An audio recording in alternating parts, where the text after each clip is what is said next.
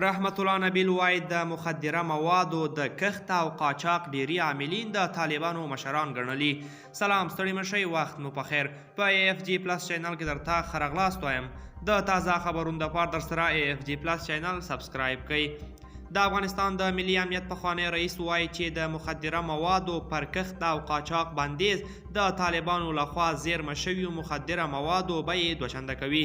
د افغانستان د ملي امنیت پخوانی رئیس رحمت الله نبیل د طالبانو د نوي فرمان په اړه چې د مخدره موادو پر کښت یې بندیز لګولی غبرګون وښود او ویل د مخدره موادو د کښت او قاچاق ډیری عاملین قطعا د طالبانو مشران دي.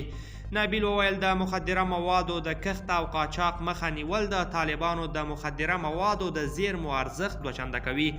طالبانو پرون د دې ډلې مشر هیبت الله اخندزاده ته منسوب یو فرمان صادر کړ چې پکې راغلی چې له دې وروسته په افغانستان کې د نشهیي توکو کښت، تولید، پیر او پلور منع دی.